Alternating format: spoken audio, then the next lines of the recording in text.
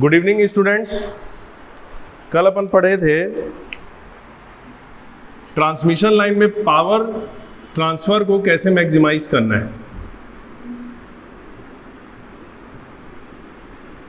कल अपन पढ़े थे कि किसी ट्रांसमिशन लाइन में सेंडिंग एंड से रिसीविंग एंड के जो पावर फ्लो है उसको मैक्सिमाइज कैसे करना है। तो अपन देखे थे कि या तो आप वोल्टेज को हायर वैल्यू में ट्रांसमिट करो या फिर रिएक्टेंस है उसको कम वैल्यू में ट्रांसफर करो। इसको हायर वैल्यू में ट्रांसमिट करने के क्या क्या फायदे हैं। एक तो मैक्सिमम पावर होगा, दूसरा आपका करंट कम होगा तो इसके वजह से पी लॉस कम होगा, इसके वजह से एफिशिएंसी बढ़ेगी। दूसरा चीज अपन क्या देखें कि वॉल्यूम ऑफ कंडक्टर जो रिक्वायरमेंट है, वॉल्यूम ऑफ कंडक्टर वो कम होगा तो इससे क्या होगा, कॉस्ट मेरा कम पड़ेगा। तो ये तो फायदा हो गया मेरा वी स्क्वायर को कम करने के एडिशनल फायदे। मैक्सिमम पावर ट्रांसफर होगा, एफिशिएंसी बढ़ेगी, वॉल्यूम ऑफ कंडक्टर कम पड़ेगा, कॉस्ट कम होगा। एक्सेल को अपन कैसे कम करेंगे। एक्सेल को कम करने के तीन तरीके। सबसे पहला तरीका क्या बताया था, double circuit line parallel feeders use करो। दूसरा तरीका क्या था अपने पास,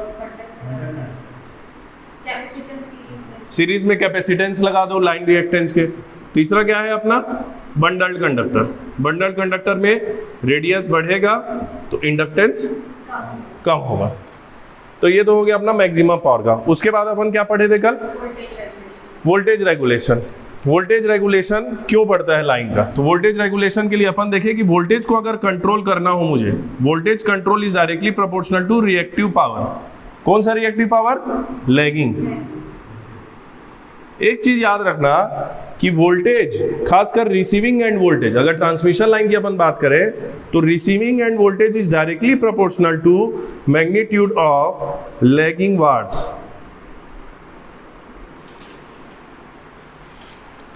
ये अगर ज्यादा रहेगा, लैगिंग रिएक्टिव पावर अगर ज्यादा रहेगा लाइन में तो रिसीविंग एंड वोल्टेज ज्यादा रहेगा। उसी को बोलेंगे फेरांटी इफेक्ट। कम करने के लिए क्या लगाएंगे अपन, shunt inductor. Lagging reactive power अगर रिसीविंग एंड में यानी डिमांड साइड, लोड साइड कम रहेगा तो ये भी कम हो जाएगा। वो पीक लोड पीरियड टाइम रहता है, उस समय क्या लगाएंगे, शंट कैपेसिटर। इसी में पॉइंट लिखना, कल ही के टॉपिक को कंटिन्यू करते हुए प्रिसाइज करेंगे। कल एक लिखवाने, इसी को मैं कंसोलिडेट करके लिखवा रहा हूं। कल अपन 2 पॉइंट लिखे थे, inductor always absorb lagging reactive power और डिलीवर लीडिंग रिएक्टिव पावर। अगर इंडक्टर एब्जॉर्ब करता है लैगिंग, आपको लैगिंग ही याद रखना है, लीडिंग याद नहीं रखना है। लीडिंग अपने आप दिमाग में बैठा लेना, उल्टा होगा। लैगिंग के लिए याद रखो हमेशा बाय डिफॉल्ट रिएक्टिव पावर यानी लैगिंग, और Q is positive for lagging. Positive reactive power यानी कि लैगिंग रिएक्टिव पावर है। तो inductor always absorb lagging reactive power और deliver leading reactive power. Capacitor always delivers lagging reactive power और absorb leading reactive powers. ये याद रहेगा आपको। एक पॉइंट लिखो, इफ द वोल्टेज, नोट है ये, if the voltage regulation is positive, if the voltage regulation is positive, that is overexcited condition,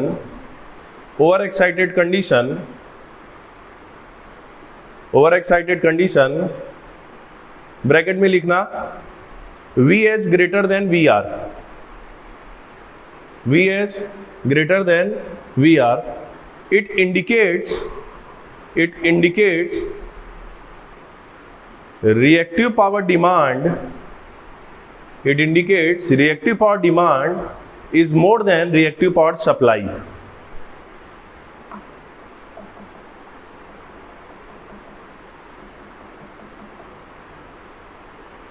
Full stop. By using shunt capacitor, bracket में लिखना near by inductive load. Inductive load के आसपास लगाना है आपको shunt capacitor, कहीं पर भी नहीं लगाना है। जहां पर का वोल्टेज कम हो रहा है उसी के आसपास के लोकेशन में लगाना है। By using shunt capacitor, lagging reactive power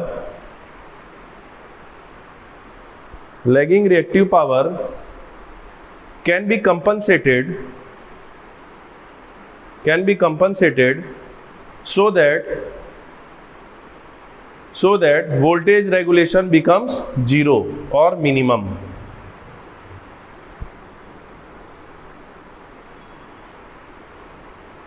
Moreover, it will also improve power factor, load power factor. Bracket में डालना, moreover it will also improve load side power factor, bracket में डालना,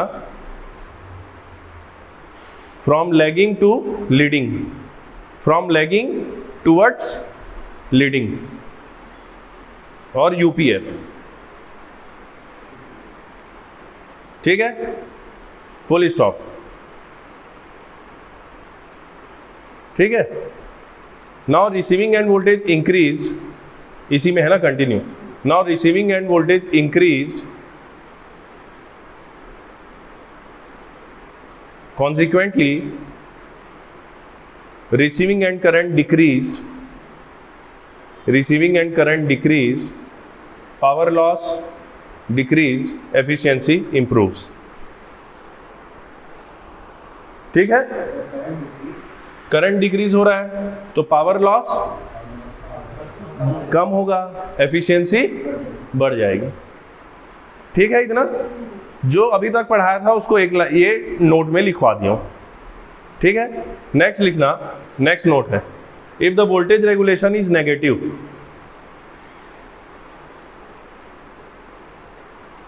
if the voltage regulation is negative, that is under excited condition, under excited condition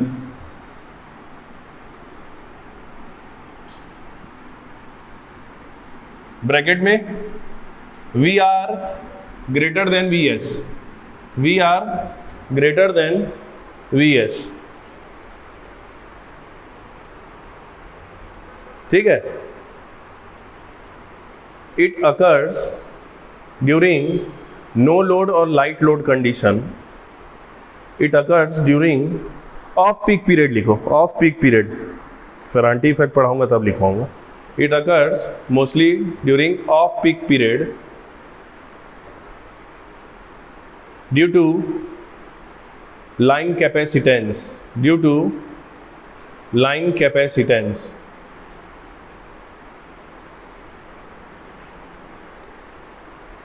negative, full stop ना, negative VR यानी negative voltage regulation indicates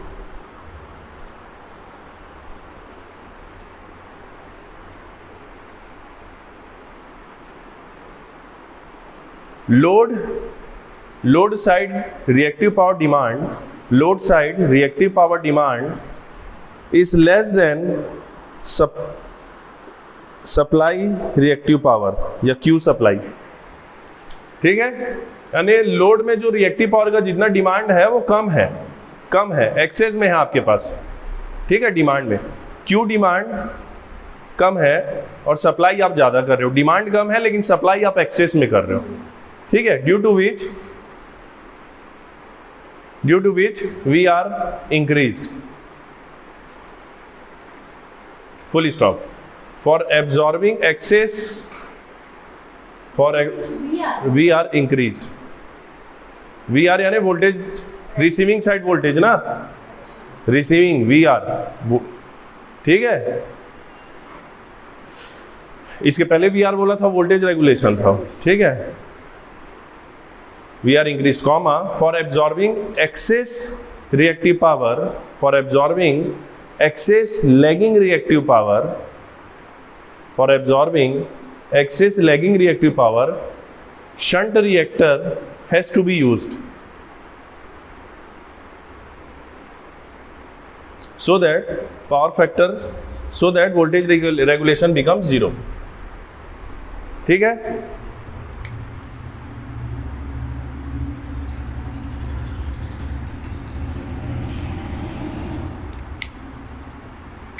ये क्या करता है, delivers क्या, lagging watts. ये क्या करेगा, एब्जॉर्ब. इस टॉपिक से ना बहुत सवाल आता है। एक ही पेपर में मैं अभी आप सवाल कराऊंगा, एक ही एग्जाम में 2 से 3 बार आया है, अलग अलग घुमा के। ठीक है, इसके बाद क्या होगा, वोल्टेज रेगुलेशन। वोल्टेज रेगुलेशन तुम्हारा पॉजिटिव से 0 होगा। इसमें क्या होगा, वोल्टेज रेगुलेशन नेगेटिव से 0 होगा। ठीक है, ये पॉजिटिव था, यहाँ नेगेटिव है। इस कंडीशन में क्या होता है, Vs ग्रेटर देन Vr। इस कंडीशन में क्या होता है, Vr ग्रेटर देन Vs। ठीक है, ये हो गया आपका कंपैरिजन। नेक्स्ट पॉइंट लिखो, power factor improvement.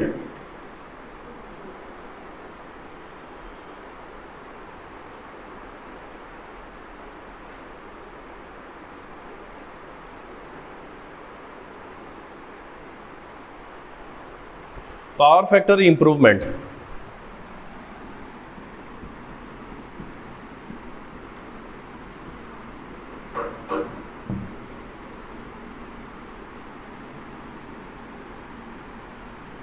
for controlling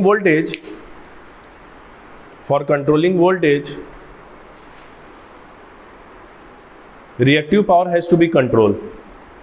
देखो कैसे लिंक है सब, वोल्टेज को कंट्रोल करने के रिएक्टिव पावर कंट्रोल करना पड़ेगा, और रिएक्टिव पावर कंट्रोल कैसे होता है, पावर फैक्टर के कंट्रोल करने से। सब एक तीनों ना लिंक है, रिएक्टिव पावर, वोल्टेज और पावर फैक्टर, इन तीनों ना लिंक है एक दूसरे से। For controlling voltage, reactive power has to be controlled, which is controlled by using power factor compensator, which is controlled by power factor compensation method। compensation method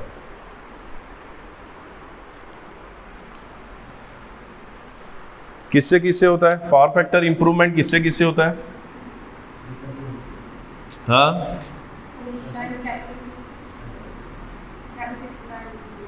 ठीक है, इससे भी होता है, बताऊंगा। सिंक्रोनस फेज मॉडिफायर से होता है। चौथा होता है OLTC, इसका फुल फॉर्म लिख लो,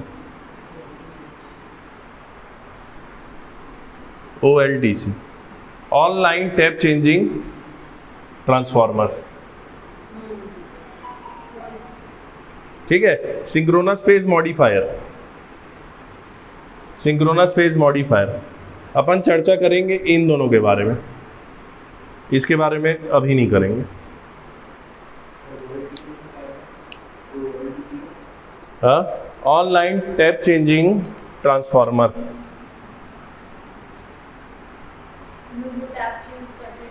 ऑनलाइन, हाँ ऑनलाइन टैप चेंजिंग करेंगे, on load, of load, on load,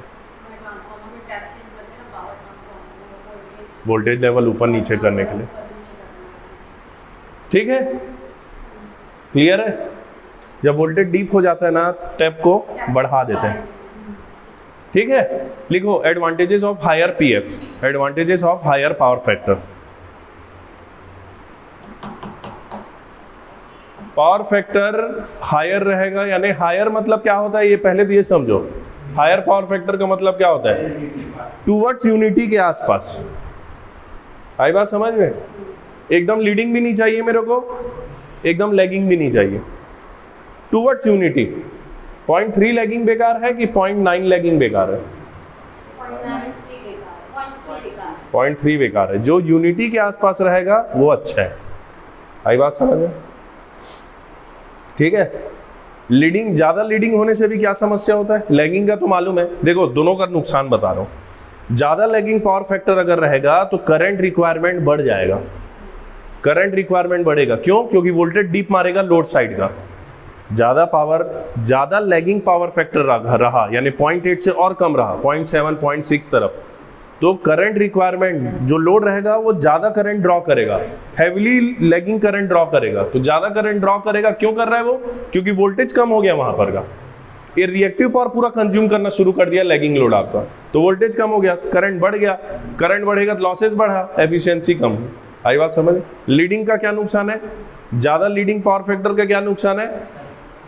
access में रिएक्टिव पावर वहां पर रहेगा लोड साइड में, उसके वजह से रिसीविंग एंड या लोड साइड का वोल्टेज बढ़ जाएगा। लोड साइड का वोल्टेज बढ़ेगा तो जो आपके कंज्यूमर के पास जो इक्विपमेंट्स हैं उनका इंसुलेशन फेलियर का चांसेस बढ़ जाएगा। आपको रेटेड वोल्टेज देना है, उससे कम भी नहीं देना, उससे ज्यादा भी नहीं देना। ठीक है, लिखो advantages of higher power factor. पहला एडवांटेज है transmission line current reduces, transmission line current reduce. Second, I square R loss reduce, I square R loss reduce, transmission efficiency improves, transmission efficiency improves। उसके बाद है voltage regulation decrease,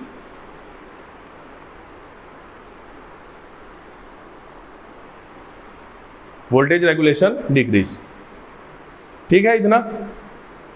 next topic लिखो,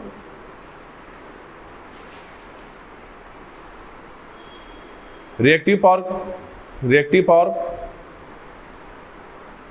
controlling methods, reactive power controlling methods.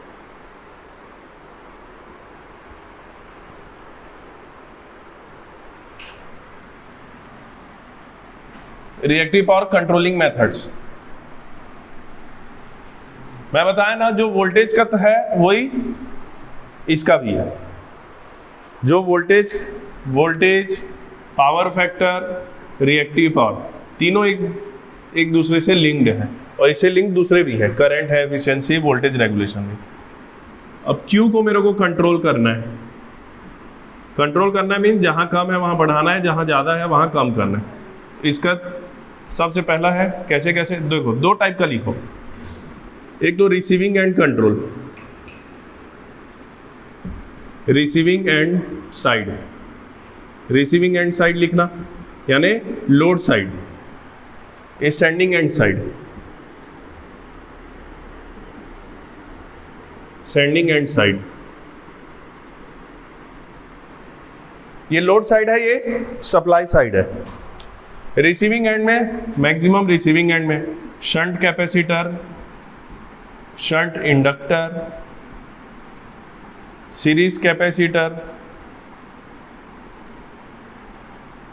Synchronous phase modifier, booster transformer, booster transformer. ठीक है, booster transformer power factor सुधारता है mainly.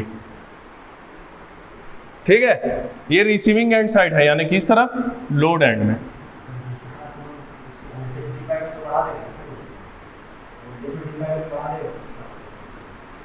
उसको power factor सुधारने के लिए मेनली करता है। बीच बीच में ना बूस्टर ट्रांसफार्मर लगा रहता है। सेंडिंग एंड में एक ही है, alternator excitation control, alternator excitation control.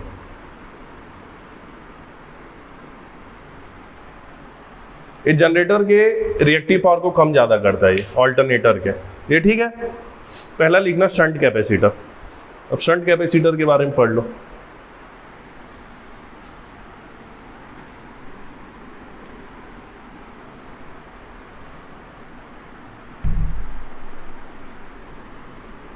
Shunt capacitor पहला लिखना उसमें, it improves voltage profile, it improves voltage profile. Second, improves power factor from lagging to leading. Improves stability, ये बहुत इंपॉर्टेंट पॉइंट है। शंट कैपेसिटर स्टेबिलिटी सुधारता है क्योंकि voltage बढ़ाता है।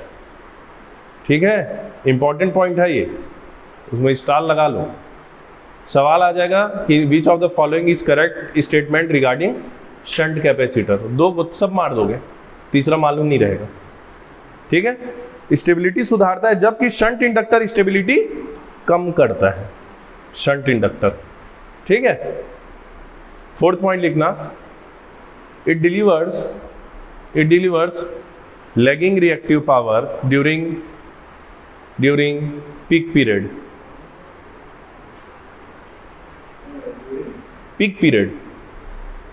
As a result, it improves voltage regulation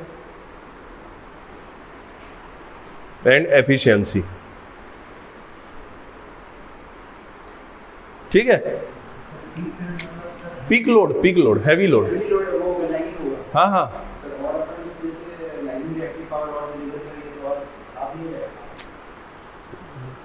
load आपका heavy load लगा हुआ है।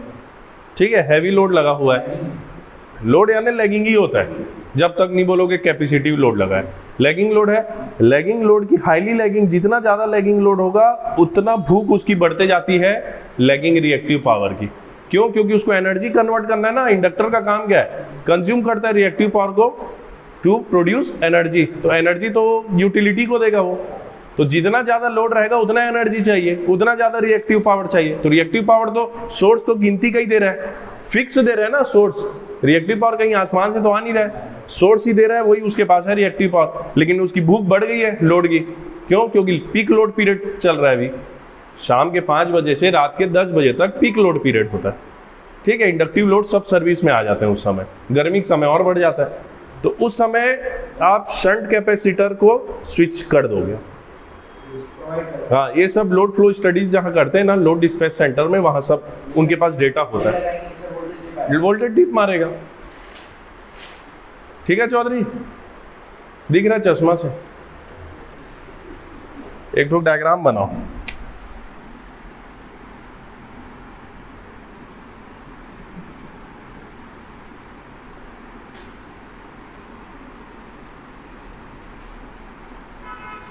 ये आपका लैगिंग लोड है, RL लैगिंग लोड है। ये आपका VS है, ट्रांसमिशन लाइन है ना, VS है, VR है, ये JXL है। मान लो यहाँ से रिएक्टिव पावर आ रहा है आपका Q2, ये लोड ले रहा है आपका Q1। ओके, एक्टिव पावर है आपका यहाँ पर का पूरा थ्रू आउट है P1। ये आपका ट्रांसमिशन लाइन है, sending end voltage, receiving end voltage. यहाँ पर से जो फ्लो हो रहा है सप्लाई तरफ से वो Q2 है मान लो, और लोड आपका जो ले रहा है वो Q1 है, लैगिंग लोड है ना, ये लोड है। तो पावर ट्रायंगल कैसे बनेगा? पावर ट्रायंगल पढ़े हो ना बचपन में, कैसे बनेगा? ये क्या रहता है? P1 S1 Q1 Φ1। क्लियर है इतना? पावर फैक्टर हो गया तुम्हारा इसका cos Φ1। ये कंडीशन है जब पीक लोड है, पीक लोड के समय इतना पावर फैक्टर है मेरा। अब क्या करूंगा मैं, इसमें शंट कैपेसिटर लगाऊंगा। शंट कैपेसिटर लगा दूं, इसी डायग्राम में क्या करो, पैरेलल में लोड के शंट कैपेसिटर लगा दो।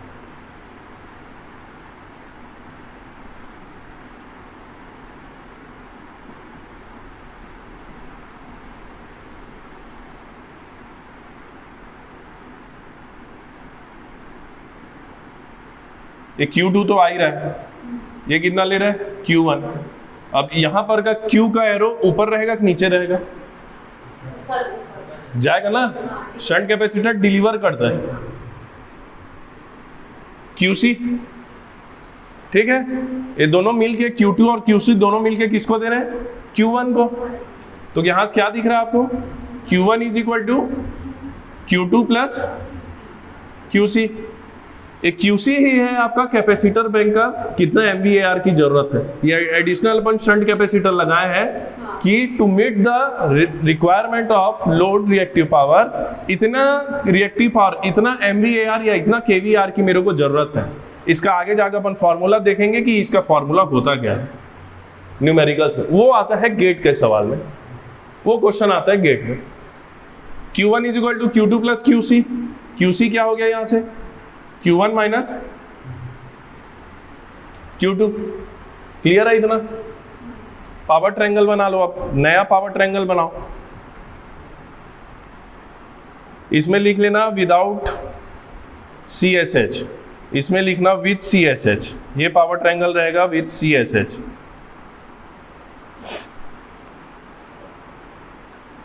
ऐसा बनेगा। Q1 है, ठीक है? Q1 बड़ा है ना, कभी भी कंफ्यूजन होगा कि यहां Q1 आएगा कि यहां Q2 आएगा, इसको याद करने के की तरीका है। बड़ा कौन है इधर? Q1 बड़ा है ना, तो ये पूरा रहेगा आपका Q1, ये पूरा है Q1। इसको आंख बंद करके डाल दो QC, क्योंकि एडिशनल है ये। तो बस कौन गया नीचे? Q2। Q1 Q2 क्या है बताऊंगा मैं। Q1 बड़ा है तो ये पूरा हो गया Q1, परपेंडिकुलर Q1 होता है ना रिएक्टिव पावर। QC एडिशनल रहेगा, Q2 नीचे वाला रहेगा। Q1 बड़ा है तो पूरा पावर फैक्टर क्या रहेगा? phi1। Q2 छोटा है तो छोटा पावर फैक्टर क्या रहेगा? phi2। क्लियर है इतना? यहां से क्या दिख रहा है आप? phi1 बड़ा है, लेकिन पावर फैक्टर कौन बड़ा होगा? phi2। तो cos phi2 will be greater than, होगा ना? एंगल बड़े बड़ा है, लेकिन पावर फैक्टर में दिए बड़ा हुआ। तो शंट कैपेसिटर लगाने से पावर फैक्टर इंप्रूव हुआ। आई बात समझ में? इंप्रूव हुआ। इतना क्लियर? अब Q1 Q2 क्या है ये बता रहा हूं। Q1 आपका शंट कैपेसिटर जब नहीं लगाए थे, लिख लेना नाम इसका। Q1 क्या है आपका? लोड रिएक्टिव पावर है, लोड रिएक्टिव पावर है बिफोर इंस्टॉलिंग शंट कैपेसिटर, ठीक है? Q2 क्या है?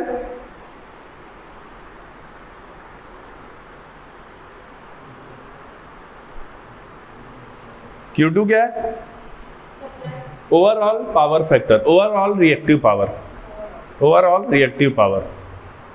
phi1 लिखना। phi1 क्या है? phi1 old power factor, old power factor, यानी कि मेरा सिस्टम ऑलरेडी 0.8 लैगिंग में काम कर रहा था। अब मेरे को कितना MVAR शंट कैपेसिटर लगाना पड़ेगा कि मेरा नया पावर फैक्टर क्या हो जाए? 0.9। तो नया पावर फैक्टर है 0.9। phi2 is new power factor, bracket में लिख लेना इंप्रूव्ड। आई बात समझ में? phi2 जो रहेगा वो इंप्रूव्ड रहेगा, CSH के लगाने के बाद का रहेगा, और CSH के लगाने से पहले का phi1 है, ठीक है? P1 आपका कॉमन है, एक्टिव पावर है सिस्टम का। कई बार क्वेश्चन में न्यूमेरिकल्स में P1 नहीं दिया रहता, सिस्टम का आउटपुट दिया रहता है। P1 को आपको निकालना रहता है, एफिशिएंसी दिया रहता है। तो P1 कैसे निकालोगे आप? ये इनपुट है ना, एक्टिव पावर इनपुट है, तो कैसे निकालोगे? आउटपुट बाय इनपुट होता है आपका क्या? एफिशिएंसी। तो ये आपको निकालना है, ठीक है? ये दिया रहेगा आपको, तो ये P1 रहता है, इनपुट सप्लाई है, इनपुट एक्टिव पावर है। P1 is input active power. Efficiency दिया है, यानी समझ जाना कि आउटपुट बाय एफिशिएंसी के आपको इनपुट निकालना है, ठीक है? अब QC का फॉर्मूला लिखते हैं। ये आ गया ना समझ? ये थोड़ा गेट का टॉपिक है ना।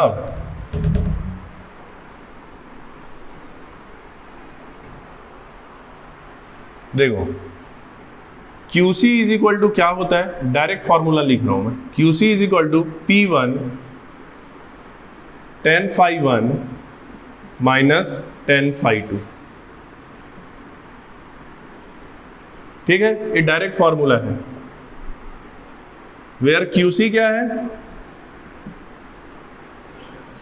MVAR ऑफ और कैपेसिटर बैंक। मोस्टली जो है शंट कैपेसिटर या कैपेसिटर बैंक का MVAR है। मोस्टली जो अपन यूज करते हैं ना, वो सिंगल कैपेसिटर यूज नहीं करते, बैंक यूज करते हैं। क्यों पता है?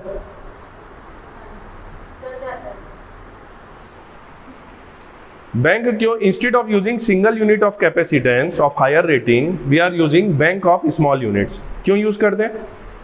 क्योंकि सिंगल यूनिट आप ज़्यादा का यूज करोगे तो इंसुलेशन के वजह से कॉस्ट बढ़ जाएगी, उस कैपेसिटेंस का जो वैल्यू रहेगा उसके वजह से हाई वैल्यू रहेगी, उसका इंसुलेशन कॉस्ट बढ़ जाएगा उस कैपेसिटेंस का, उसके वजह से कॉस्ट बढ़ेगा। उस वजह से छोटे छोटे बैंक्स लगाते हैं अपन। एक दूसरा कारण क्या है, इंसुलेशन ब्रेकडाउन हो जाएगा। Voltage is more dangerous than current, याद रखना हमेशा। वोल्टेज यानी ओवर वोल्टेज की बात कर रहा हूं मैं। Over voltage is more dangerous than over current. क्यों पता है? ओवर वोल्टेज के कारण क्या होगा, तुरंत इंसुलेशन ब्रेकडाउन होता है कंज्यूमर के पास तुरंत। लेकिन ओवर करंट के कारण क्या होगा, ओवर करंट की वजह से क्या होगा, I²R लॉस बढ़ेगा, इसके बाद होगा इंसुलेशन ब्रेकडाउन। ये जो रहता है ना, एक डिले प्रोवाइड करता है, एक क्विक है।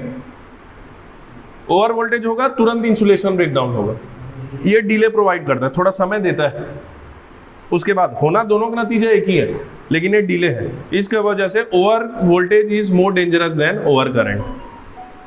ठीक है, ये हो गया QC MVAR हो गया। हाँ, इंस्टेंटेनियस QC हो गया आपका MVAR ऑफ शंट कैपेसिटर और वो। ठीक है, Q का फॉर्मूला क्या होता है, Q पर फेज मान लो, ये QC जो है 3 फेज है ना, मान लो ये टोटल है, अगर 3 फेज है सप्लाई तो 3 फेज है। Q पर फेज अपन निकालूंगा तो क्या होगा, V phase into I phase into sine 5, sine 90 है, यहाँ साइन 90 है ना, ये हो गया 1 आपका। Q phase is equal to V phase into I phase को क्या लिखोगे, V फेज बाय XC, ये तो 1 हो गया। V phase square into omega C, 1/XC क्या हुआ, 1/XC इज ओमेगा C। ये Q फेज आ गया, यहां से ये C फेज है ना, पर फेज है। कैपेसिटेंस पर फेज की वैल्यू कितनी होगी, Q phase divided by V phase square into omega. Omega की वैल्यू क्या है, 2πf। ठीक है, ये हो गया आपका कैपेसिटेंस की वैल्यू पर फेज। इसको अगर 3 फेज उसमें लिखना है तो क्या लिखोगे, C पर फेज इज इक्वल टू और है ना ये, और QC यानी ये वाला QC 3 phase divided by 3VPH square to omega. Clear है? ठीक है इतना। अब ये QC लिख दिया ना, मैं पूरा 3 फेज का रिएक्टिव पावर लिखा हूं लेकिन आप निकाल रहे हो 3, ये C फेज पर फेज निकाल रहे हो तो डिवाइडेड बाय 3 कर दो। √3 क्यों नहीं किया हूं, क्योंकि फेज वोल्टेज आया, लाइन वोल्टेज रहता तो होता है। ठीक है इतना, ठीक है।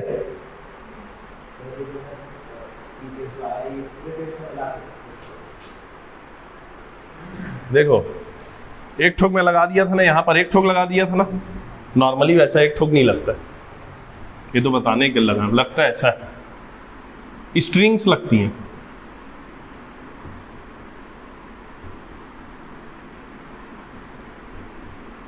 ऐसा कैपेसिटर बैंक ऐसा होता है, ऐसा लगता है कैपेसिटर बैंक, वो सिंगल कभी नहीं लगता, कहीं नहीं लगता। 3C C पर फेज जो है ना वो एक ठोक का है, उसमें फिर बताएगा बैंक में कितने, हाँ वो बैंक में फिर बताएगा इतने का कॉम्बिनेशन है। यहाँ पर कैसे निकलेगा, 3C 3C 3C C/3 3C/3 तो C फेज हो गया, ऐसा नहीं कहते हो। ठीक है, ये कैपेसिटर बैंक।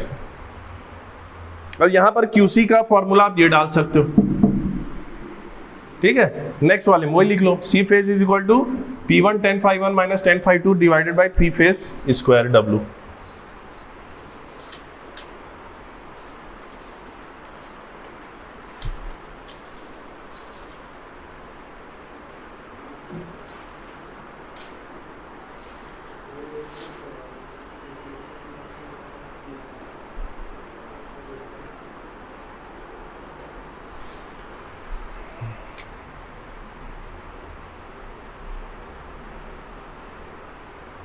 देखो यहां से एक चीज देखना, इस फॉर्मूले से न्यूमेरिकल आया, स्टेट इंजीनियरिंग सर्विस में आया न्यूमेरिकल, करवाऊंगा। खैर बेसिक चीज है लेकिन फिर भी यहां से आ गया है तो देख लो, ये इस फॉर्मूले से क्या दिख रहा है, Q is proportional to V square and F। अगर शंट कैपेसिटर है, कुछ मत याद रखो, इसको रटने की जरूरत भी नहीं है, डायरेक्ट ये फॉर्मूला तो याद है, बेसिक याद है आपको, बेसिक याद है। अगर शंट कैपेसिटर है तो डायरेक्ट याद रख लोगे, Q is proportional to V into I. I को क्या लिखूंगा मैं, V बाई एक्स सी, तो V तो हो गया स्क्वायर बाई एक्स सी यानी कि क्या हो गया 1 बाई ओमेगा सी, ओमेगा चल दिया ऊपर यानी F, यानी Q is proportional to V square and F। ये इंडक्टर रहेगा तो यहां पर क्या लिखोगे, V phase into I phase क्या होगा, V phase divided by XL यानी ओमेगा एल। इंडक्टर के केस में क्या आएगा, ठीक है, सवाल आता है, ठीक है। वोल्टेज को मान लो शंट कैपेसिटर लगा है, वोल्टेज को मैं मान लो पहले शंट कैपेसिटर का रेटिंग था 10 MVAR, फिर मैंने वोल्टेज को 10% बढ़ा दिया, ये स्टेट इंजीनियरिंग सर्विस में आया है, मैंने 10% वोल्टेज को बढ़ा दिया और फ्रीक्वेंसी को 5% कम कर दिया, तो नया MVAR क्या होगा, बन जाएगा 10% इसको बढ़ा दो तो 1.1 का होल स्क्वायर, इसको 5% कम कर दो, ये तो वो है इंटू F, इसको 5% कम कर दो यानी 0.95 से मल्टीप्लाई कर दो, यानी कि 1.1 का स्क्वायर इंटू 0.95, ये जो आएगा उसको मल्टीप्लाई करना पुराने Q1 से जो गिवन MVAR था, बन जाएगा, ठीक है। लिखो point, in capacitor bank multiple capacitance are used because if we are using single capacitance, insulation increased, cost increase,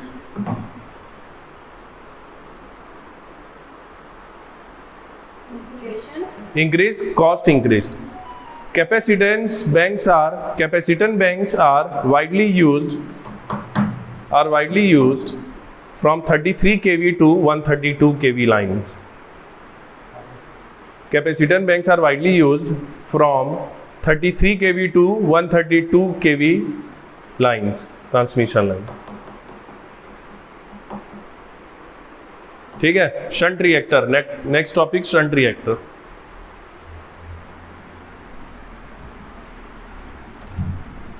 क्या करता है शंट रिएक्टर, हाँ,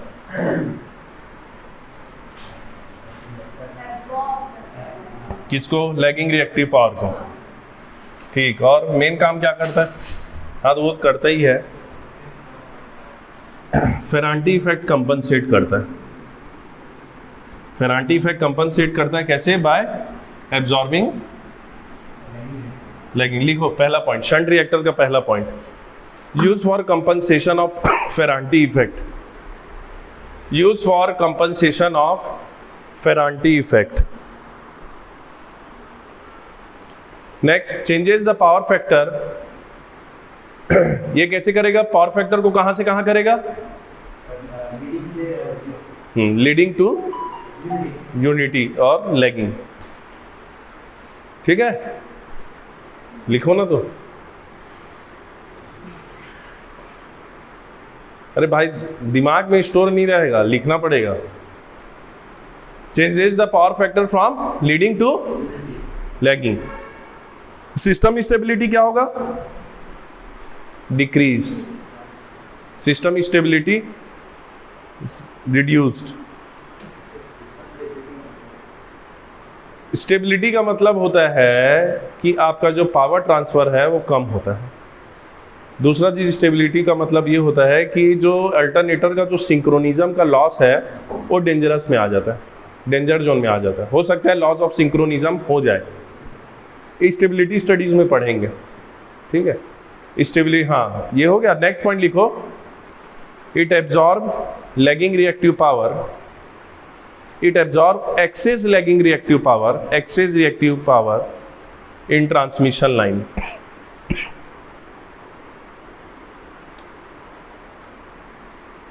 ठीक है, कौन सी है?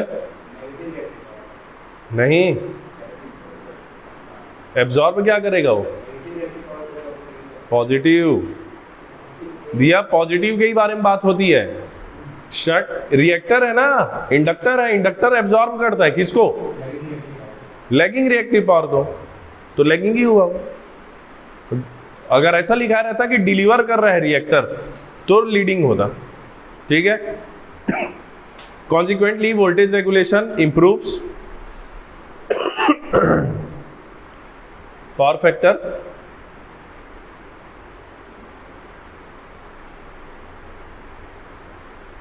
ठीक है।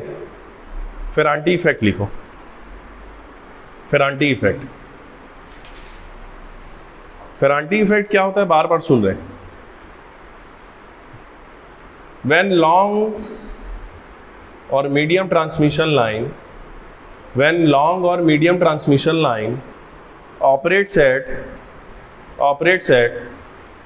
light load or no load, operates at light load or no load, then the capacitance of line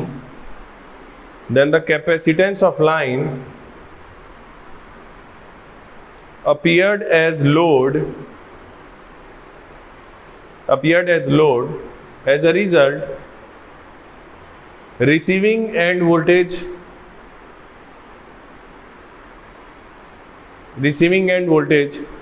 becomes greater than sending end voltage.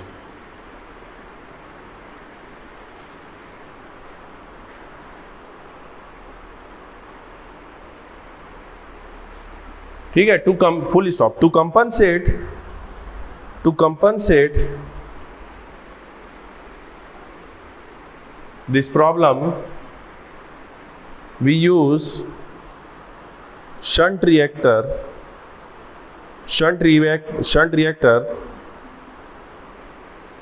at receiving end side.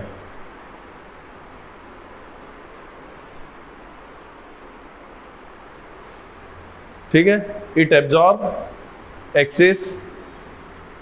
excess lagging reactive power and reduces VR to normal value.